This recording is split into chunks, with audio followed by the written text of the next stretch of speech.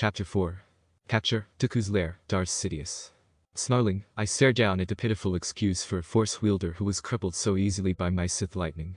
I was hoping for an almighty immortal being who could do anything I asked of him, a dark follower to forge the galaxy in the way that I devise, but I have not received such a thing.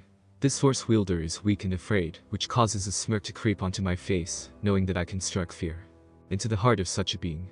His capture was only too easy for my apprentice. The best this Force wielder can do is send sparks at Darth Tyrannus, but that does not mean he is not powerful. He has potential, and lots of it, so I am not willing to kill him, not that I could. He is immortal. After a few minutes of torture, he has crumbled and is kneeling at my feet. Neutrality was his weakness, but now the dark side has made him strong, and I intend to guide him to gain more power, but not to torture him again unless necessary. He would be able to best me easily if he sought to. Your name?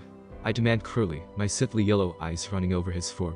He is thin, that is to be expected since he has not eaten for days, but has a tall body, meaning that there is room for improvement. Much improvement. Marcus Starkiller, he replies tonelessly. My lord. He adds, causing me to smile wickedly. Henceforth you shall be known as Starkiller. Nothing more, nothing less. I decide, he has a fitting last name that makes the situation almost ironic. Behind me I can sense Dooku's cautiousness of the Force wielder, no matter what environment he is in. He need not be worried, I need him for the final phase of my plan, and having a Force wielder on my side is something that makes things that much easier. Starkiller's glowing aura has turned black and shadow-like, causing pleasure for me. Rise, my friend. I say, careful not to use the word apprentice just yet. Standing, he meets my gaze and I cackle at the sight of his amber-colored eyes, even darker than my own. His attire will have to change. Gray clothing is not suitable for a servant of the dark side.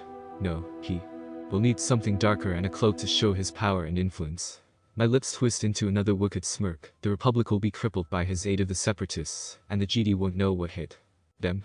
It's not as if they have a Force wielder to defend them. Come, we have much to discuss. I order, turning and walking out of the cell that has held him for many nights. He follows silently, for that I am glad, and does not spare Dooku a glance. Darth Tyrannus, on the other hand, is eyeing him like a thermal detonator, afraid it might go off and destroy him. However, Dooku will not die until the Jedi plague has been eliminated from the galaxy, and then Starkiller will kill him. Until that time Dooku will serve me well and be remembered for his service once he has gone. Much to my frustration, I know that I cannot reveal Starkiller to anyone until my plan has been set into formation. Should the Jedi discover him, then they will begin to form a plan to destroy him, not that they would succeed, but I would prefer that they do not begin searching for something to kill Starkiller. As my impersonation is Chancellor, I will be constantly bothered with requests and research details. I lead the way to the arena where several heavy obelisks are situated, obelisks which are vital to the training of a Dark Force user, or in this case, a Dark Force wielder.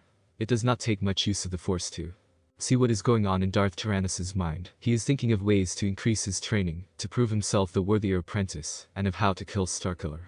Yet if he does kill my greatest weapon, I will kill him in the most torturous way possible. We reach the arena, or courtyard as I should call it, and turn to Starkiller. Stand in the center of the obelisks. I order, but in a tone that I know he will not refuse, not because he is afraid, but because he will feel obliged to. Obediently, Starkiller moves to stand in the center with his hands clasped behind his back as he turns to look at me. Lift them. I say. All of them. His eyes close and I watch eagerly as the glow around him dims and then intensifies. His brow furrows in concentration and the obelisks begin to shake violently. Slowly, but precisely, they float into the air and rise to about 5 meters above the bases which they used to sit on. Starkiller opens his eyes and looks back at me. I can see the concentration still in his eyes, even though he is not moving. But I smell. Good. The obelisks float back down to their bases, and I cannot help but frown when Starkiller gives the appearance of having a lot of weight being taken off of his shoulders. I will have to work hard on him, though my disguise as Chancellor Palpatine will demand my attention soon enough. Dooku shifts nervously beside me, and I know that he is uncomfortable with the power of Starkiller, my favorite apprentice by far. Second visit, Day 3, Ahsoka Tano. I cannot believe I agreed to this. I am standing in the middle of his lounge and trying to understand why I went ahead and accepted his offer to become my mentor. After all, I'm not even supposed to know about him, and I'm forbidden to visit him, which is ironic since I'm standing in his suite right now, and this is my second visit since the day I met him. He looks fairly amused as I send him a cold glare after one of his snide remarks. Strangely, he cannot seem to stop making comments about the Jedi Council, whom I do not want to spend a great deal of time thinking about. With all of the things he's saying about them, I'm hardly surprised that half of them want to keep him imprisoned, but that might be my mind being influenced by annoyance. Okay, before we do anything involving your competition and such, you need to know how to lift things. Anakin says. I cannot help but arch an eye mark and cross my arms over my chest. Lift things? I ask skeptically. I'm not 3, I know how to lift things. I meant with the Force. He corrects himself. That's what I meant too. Cocking his head to one side, I cannot help but feel slightly amused as he matches my posture and goes stiff.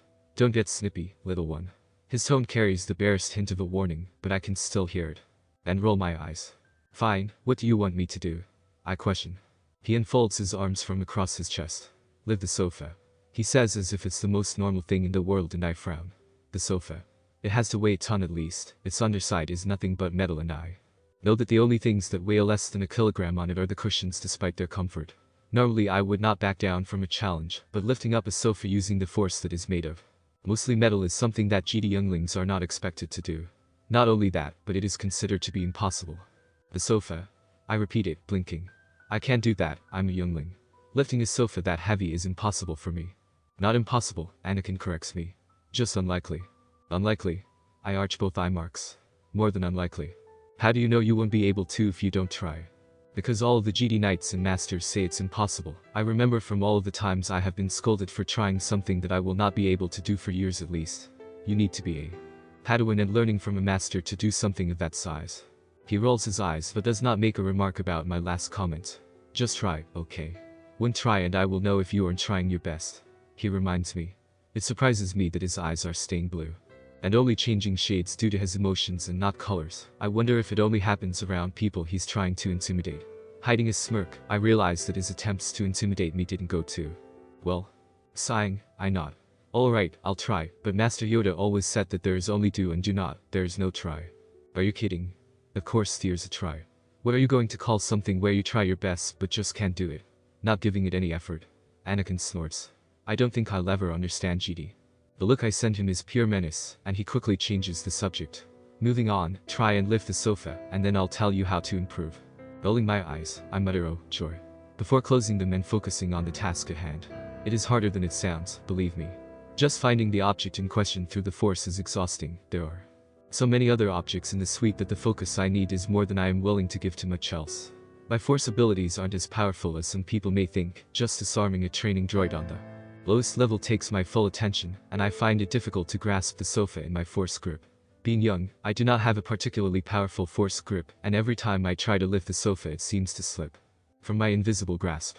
I do not know whether it is shaking as I try to lift it or not moving at all, but I do know that I'm not going to be able to keep trying for much longer.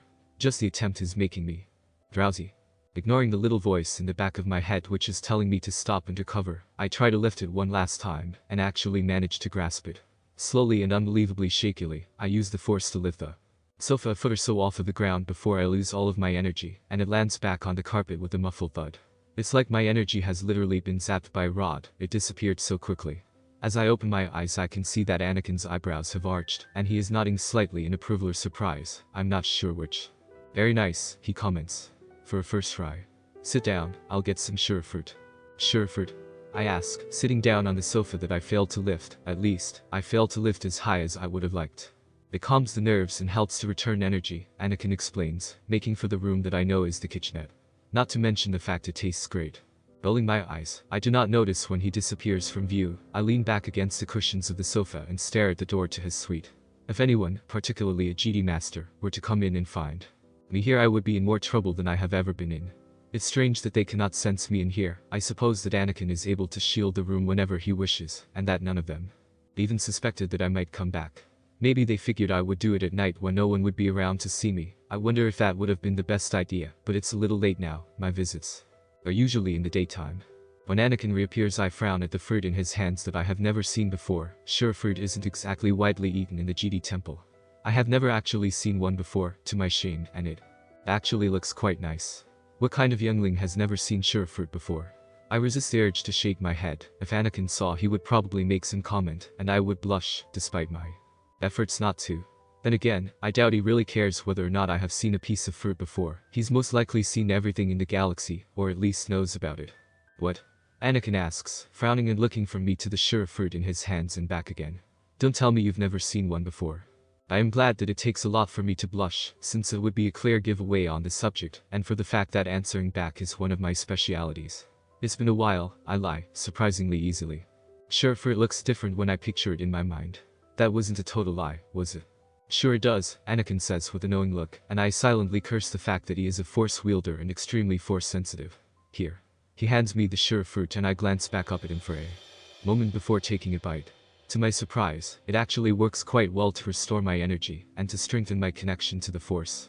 Making a mental note to carry sure fruit wherever I go, I look back up at him.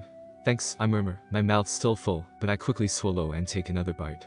Do you have any ideas about who's going to cause you a problem in your class competition? Anakin asks me.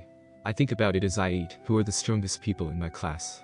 No one thinks that I'm very strong, even though I have a high midi-chlorian count. There's Barris, of course, but she's my best friend, and I'll be damned if I'm going to knock my own friend out of the competition. Well, I begin, unsure for what is not the first time since I've met Anakin. I suppose everyone has their strengths. So they're all the strongest in the class, it just depends on what subjects we are learning. Anakin nods, frowning and rubbing his chin. I decide it's best not to bother him and take another bite out of the sure fruit. It is only when I look back up that I notice he has a handheld hologram projector in his hand. Frowning, I watch it with curiosity as he activates it, and an image of one of my classmates appears. Blinking, I wonder why he has images of someone in my class. I remember that he is a Force wielder who can do next to anything and silently scold myself for thinking he actually had these images all along. What are his strengths? Anakin asks. I realize, then, what he is trying to do and swallow the food that is in my mouth to answer. If any of the other younglings have a mentor like him, which I seriously doubt they have, then it probably won't matter what strengths they have. I suppose it doesn't really matter though, a person's mentor can change everything about them. He's the best fighter in our class, I inform him.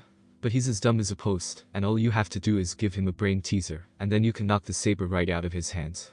Anakin smirks. Reminds me of someone I know, he comments, obviously far away for that moment. Anyway, what about her? He swipes his finger across the image, and it changes to show Barris. Someone I know I wouldn't be fighting. Oh, that's Barris. I say calmly. I will fight her, she's my friend. Are you sure? Positive. Alright then, he changes the image again and I cringe slightly.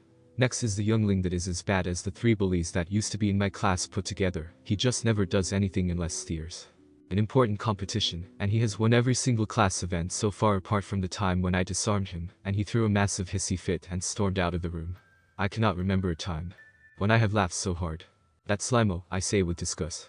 I didn't know that Jedi were allowed to say that kind of language. Anakin mocks, arching an eyebrow. I sigh and roll my eyes.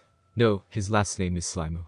He's the meanest kid in my class, worse than the 3 who were chasing me put together. He always wins by bullying or breaking the rules, and when he doesn't, he throws a massive fit and storms out. I inform him gloomily. There's no way I'm going to beat him, he cheats. I beat someone who cheated, Anakin says suddenly. You just have to be prepared for everything and hope for the best. So, what are your weaknesses? We already know who the toughest kid in your class is. When someone asks what your weaknesses are, your natural reaction is not to tell them, right? I mean, why in the world would a person tell someone their weaknesses? It only makes you easier to be beaten. Or worse, killed. Once I overcome my reflex reaction, which is to stay still with my mouth shut, I think for a moment and gloomily realize what they are. Everything, I say sadly. Anakin frowns at me. What do you mean everything? I mean, I'm not very good at anything apart from being light on my feet, and I'm sort of good at climbing. Other than that, I'm not good at anything. I explain. Anakin regards me and I cannot help but see the resemblance between his look and Master Kenobi's when he thinks I'm saying something stupid. Force help him if he calls me an idiot. That's I don't hold my breath because that would be acting like an idiot, which I am not, and simply wait for his answer. Untrue. I frown, confused. He's been a Force wielder for, what, his whole life. And that is what he says to me. That's new. Okay. I say slowly. I didn't mean it to sound so pathetic, he amends. I don't have much experience reassuring people that they're better than they think they are. I resist the urge to comment that he doesn't know how because no one bothered to fix his huge ego and shrug my shoulders, wanting to move the conversation along. Right, I give a slight indication that I want to make a comment but don't. What should I do? I mean, to cover my weaknesses. I ask, eager to learn something. I'm not particularly picky, I just hate sitting still when I could be doing something else. Well, I only know little about saber combat, since I didn't choose that subject, and... Wait, what do you mean you didn't choose that subject? I ask, frowning and cocking my head to the side a little. Never mind, he says quickly. Moving on. Your competition is going to be in a woodland area, so you should probably know how to set up traps. You want me to trap my own classmates? I ask, confused. That doesn't sound very Jedi-like. You said you were going to trap them. He asks, arching an eyebrow. I mean simple things, well they can be really complicated if you want them to be, things that will either make them run for the hills or put them out of the competition. You have to stun them to get them out. Do you have any ideas how you're going to do that? There are 2 training sabers hidden around the area, I remember. And some stuff to the right that you want to go for. Anakin shakes his head thoroughly. Don't go for them, he says decisively. It's a trick to eliminate as many people as possible quickly. When you start you will be stood in a field. I want you to turn around and run straight for the forest behind you. No cutting corners or anything, just turn and run. How do you know where we start? Force wielder, he reminds me plainly. Now, I have a trick that I want to teach you. It's basically a quick-fire way of making a thermal detonator. I sit up straighter, unable to help myself. No one has ever taught me how to make a thermal detonator before or anything close to it, though I doubt that I will be using it in my competition. I don't want to kill anyone. Okay, I say eagerly. Do you know what a syphil plant is? He asks me. I cannot help but snort. Well, duh. Its roots have traces of gunpowder in them. He says, surprising me. They do? Yes, they do. To get it you just have to rub your hands on it, and then the gunpowder will be left behind on your hands. Believe me, there's a lot of it. Anakin's tone is caution and I pay attention because even I don't want to blow something up by accident. When you have the gunpowder, keep the roots because you can use them as a fuse. Just find something really simple like a conker shell, put it inside. Attach the fuse and you have a bomb. A small bomb but a bomb nonetheless. But I don't want to kill anyone in my class. I remind him. Put some leaves together for the shell, that way no one will get hurt, and add some magnesium for a bright light. Then it will blind but not harm, at least not permanently or seriously. He adds. So it will blind them, for how long? Depends on how much magnesium you put in. And where would I get the magnesium in the first place? He shrugs his shoulders. Jump in the river, there's some on the riverbed. Are you sure? I may. Force wielder, I know. I cut him off. He rolls his eyes but does not comment on what I said. Do you remember how to make a bomb? I frown and look at the ceiling, trying to remember. I think so, I say slowly. I was much more interested in hearing how to make a flash bomb that wouldn't hurt anybody I know. There was a plant, get the gunpowder from its roots, shell of a conker and the roots used for fuses. Set it all off by lighting the fuse. As with most bombs, I think I've got it. Okay, show me. The stuff to do it is on the table. Quickly and silently, I make my way back through the vent on my way to my room. My vision is still a little blurry from the flash bomb that I set off by accident after my 5th attempt at making it went perfectly. I hadn't meant to set it off, but I wasn't looking, and the flame from the match hit the fuse. Before I could stop it, the flash bomb went off and blinded me and Anakin. I have to work hard to stifle my giggles because it was actually quite funny, especially the swears I heard Anakin saying fluently. He managed never to repeat the same word, and I know that my vocabulary in the swearing department has thus increased dramatically. I don't think I've ever had so much fun in my life, or laughed as much as I did a few minutes ago. It took an hour for my vision to return to normal, or as normal as it could, before I realized that it is already past dark, and hastily said goodbye before rushing out of the room and into the vent which I'm in now. Running down the vent to the next cover where I can get out and sneak back to my room. I hope that Anakin can clear up all of the mess we made making those bombs and flash bombs. Even his force wielder powers couldn't make the blindness go away any quicker, but he was able to see an hour before I could have made a point of not helping me out because he was mad at me, even though I knew he was smiling. Silently, I take off the cover to the vent and climb out before resecuring it and half walking, half running back to my room. My footsteps are silent because, as I told Anakin, I am light on my feet. When I reach my room and walk inside, I freeze at the sight of Master Kenobi sitting on my bed, his arms crossed over his chest. He is giving me a knowing look, and I remember the cover story I came up with in case something like this happened. I wonder if I am really that late for bed or not. Where have you been? He asks me, his arms still crossed. I lost track of time, I say, knowing that it is not a total lie. Watching Coruscant go by can be really interesting sometimes. And you failed to notice that it was getting dark. Obi-Wan cocks his head a little. Thank the Force, I am one of the best liars in the temple. You know me, Master Kenobi. I'm never watching what time it is. Obi-Wan chuckles and pure instinct prevents me from letting out the breath that I'm holding. You certainly aren't, he agrees, standing. Well, I came to check on you and see if you were alright. You seem to be fine. Next time try not to stay out past curfew for 20 minutes. You're holding something against me because I was gone an extra 20 minutes, I come in quietly, arching both of my eye marks in total surprise. Good night, Ahsoka. Good night, Master Kenobi. The moment he leaves my room I sigh and flop onto the bed in relief. That was very, very close. I suppose he must be more worried about where I was because he and the council know that I know about Anakin, but I just have to remember what Anakin told me, and then it will all turn out alright. He told me to play it safe for the next 3 weeks until my competition, and then, in a week, when they ask me about a Force wielder, to fake not knowing what they were on about and then to remember. I just hope that they buy it.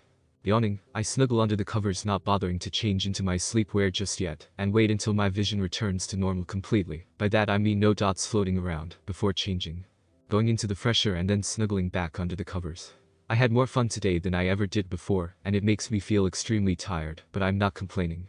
With another yawn I close my eyes and fall asleep, loving the dreamless sleep that I am getting.